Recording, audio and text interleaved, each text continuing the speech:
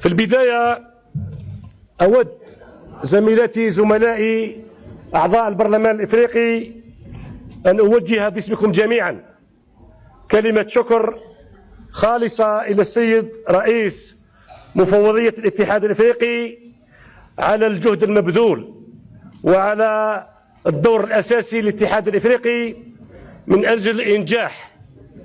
أجل إنجاح نشاط البرلمان الإفريقي وإعطائه الدور المنوط به طبقا لما أسس عليه. فشكري خاص له ولكل إطارات الاتحاد الإفريقي والمفوضية وإلى السيد المحترم رئيس الاتحاد الإفريقي على ما بذلوه وعلى ما قدموه من أجل إنجاح هذه الدورة. وشكري كذلك إلى كل أعضاء اللجنة العليا التي رافقت انتخاب السيد رئيس البرلمان الإفريقي. وأقول السيد المحترم محمود علي يوسف رئيس مفوضية الاتحاد الإفريقي، أصحاب المعالي والسعادة، السيدات والسادة زملائي زميلاتي أعضاء البرلمان، برلمان عموم إفريقيا، ممثلي الدول الإفريقية وخبراء ومستشاري الاتحاد الإفريقي، أسرة الإعلام، الحضور الكريم، السلام عليكم ورحمة الله تعالى وبركاته. يشرفني ويغمرني اعتزاز عميق أن أقف أمامكم اليوم زملائي من جميع الدول أعضاء البرلمان الإفريقي وأعضاء الاتحاد الإفريقي بعد انتخاب رئيسا لبرلمان عموم إفريقيا، حاملا ثقتكم الغالية التي أعدها أمانة تاريخية ومسؤولية جماعية قبل أن تكون تشريفا شخصيا لي. إن هذا الفوز لا يمثل أبدا انتصارا لشخصي، بل هو انتصار لإرادة إفريقيا واحدة موحدة، ولإيمان راسخ بأن قارتنا التي أنجبت أعظم حركات التحرر قادرة اليوم على أن تنجز أعظم نهضة في التاريخ المعاصر. السيدات والسادة الأفاضل، نلتقي اليوم في لحظة تاريخية مفصلية من تاريخ قارتنا، لحظة تستدعي منا أن نستحضر روح النضال الإفريقي الأصيل، روح الذين قالوا إن إفريقيا لن تكون حرة إلا إذا كانت موحدة قوية وسيدة قرارها. نستحضر اليوم روح كوامي نكروما حين أعلن أن وحدة إفريقيا ليست حلما بل ضرورة، وروح جوليوس نيريري الذي آمن بأن الكرامة الإفريقية لا تجزأ، وروح نيلسون مانديلا أو مانديبا الذي علم العالم أن الحرية تنتزع ولا تمنح. ونحن أبناء تلك الحرية التي انتزعت بثمن باهظ، وواجب اليوم علينا أن نصونها وأن نحولها إلى تنمية عادلة وازدهار. وروح هوارب مدين من الجزائر الذي جعل من الجزائر قبلة للأحرار وصوتا لكل الشعوب المستضعفة.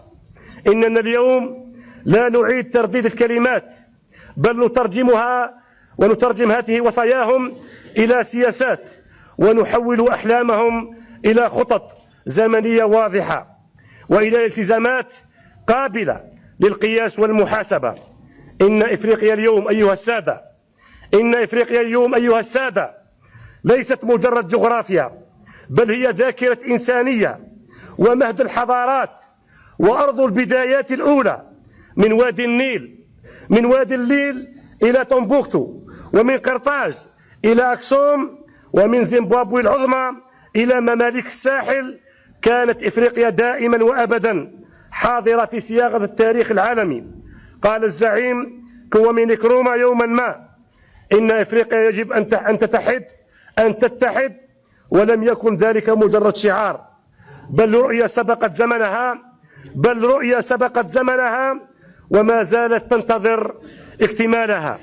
لقد عانت قارتنا طويلا، لقد عانت قارتنا طويلا من ويلات الاستعمار والاستغلال للأسف، لكنها لم تنكسر، لكنها قاومت وصمدت وانتزعت حريتها بدماء زكية طاهرة لأبنائها وبناتها.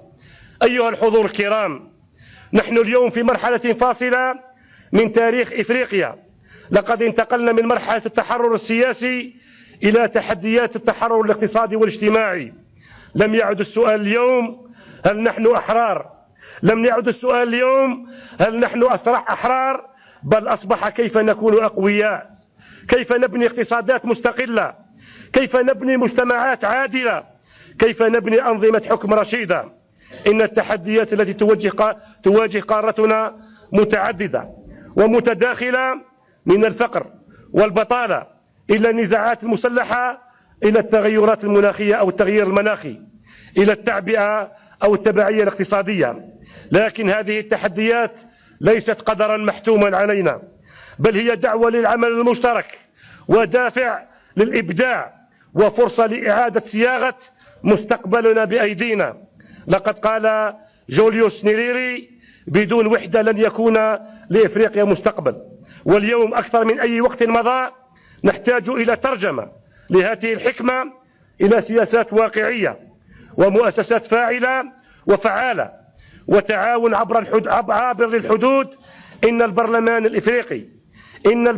الإفريقي ليس مجرد هيئة تشريعية، بل هو منصة للوحدة، بل هو جسر بين الشعوب وأداة لصياغة المستقبل المشترك. السيدات والسادة الحضور الكريم، زميلاتي زملائي الموقرين، إن رؤيتنا لإفريقيا المستقبل هي إفريقيا متكاملة، إفريقيا متضامنة، إفريقيا صاعدة، إفريقيا منتصرة، إفريقيا التي لن تصدر المواد الخام فقط بل تصنع القيمة المضافة، إفريقيا التي لا تستهلك التكنولوجيا فقط بل تنتجها، إفريقيا التي لا تنتظر التحول أو الحلول من الخارج بل تبتكرها من الداخل. نريد إفريقيا بلا حدود، إفريقيا بلا حدود، إفريقيا بلا حدود تعيق الحركة، بلا حواجز تعطل التجارة، بلا انقسامات تضعف قوتنا الجماعية.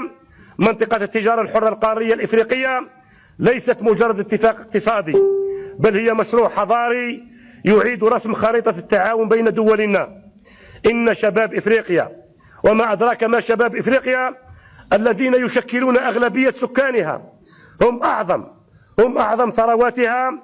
هؤلاء الشباب لا يريدون الصداقات بل يريدون الفرص، لا يريدون الوعود بل يريدون السياسات التي تمكنهم كما أن الاستثمار في التعليم والابتكار وريادة الأعمال هو الطريق الوحيد نحو إفريقيا قوية ومزدهرة.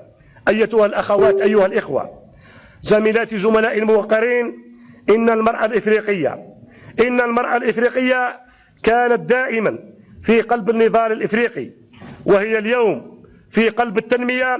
لا يمكن أن نبني إفريقيا قوية دون تمكين نسائها وضمان مشاركتهن الكاملة في الحياة السياسية والاقتصادية والاجتماعية. كما أن الأمن والسلام يظلان شرطين لا غنى عنهما لأي تقدم. لا يمكن أن تزدهر التنمية في ظل النزاعات. علينا أن نعمل معا لحل خلافاتنا بالحوار وتعزيز آلية الوقاية من النزاعات وبناء ثقافة السلام. إن أجندة 2063 كما سطرها الاتحاد الإفريقي ليست مجرد خطة لوثيقة استراتيجية، بل هي عهد بين الأجيال، بل هي عهد بأن تكون إفريقيا قارة مزدهرة، بل هي عهد بأن تكون إفريقيا قارة متكاملة، عهد بأن تكون القارة التي تقودها شعوبها وتعتمد على مواردها. ومن هذا المنبر أعلن التزامنا بجعل هذه الرؤية واقعا عبر 3 مراحل واضحة. المرحلة الأولى سنركز فيها على دعم التأسيس والتسريع من خلال استكمال الإصلاح المؤسسي للبرلمان الإفريقي وقواعد عمله، تفعيل بروتوكول مالابو، ومنح البرلمان صلاحيات تشريعية كاملة، دعم منطقة التجارة الحرة القارية ومرافقة أجهزة ودول الاتحاد الإفريقي، إطلاق شبكة ومنصة رقمية برلمانية إفريقية لتعزيز الوحدة والشفافية والتواصل. المرحلة الثانية مرحلة التكامل العميق، ونركز فيها على توحيد الرؤى والوعي الجماعي نحو السياسات الاقتصادية تدريجيا، بناء شبكات تواصل من أجل طاقة وبنية تحتية عابرة للحدود، العمل على تحقيق سيادة غذائية وصناعية تراعي حجم ومكانة القارة، تعزيز التعليم الإفريقي المشترك والبحث العلمي. والمرحلة الثالثة مرحلة الريادة العالمية، جعل منبر البرلمان الإفريقي منصة للنقاش المسؤول حول ما يخدم القارة الإفريقية ويحقق ازدهارها نحو قطب اقتصادي عالمي، الحرص على امتلاك القارة الإفريقية قرارها المالي والتكنولوجي، والعمل على ترسيخ مبادئ القارة في صوت واحد كقوة موحدة في مواجهة تحديات النظام الدولي ورهاناته، والحد من آثاره على السياسات الإفريقية الداخلية. أصحاب المعالي، أصحاب السعادة، لا يمكن الحديث عن إفريقيا قوية دون التوقف عند شمال إفريقيا، هذا الجسر الحضاري والاستراتيجي الذي يربط القارة بعمقها المتوسط والعالمي.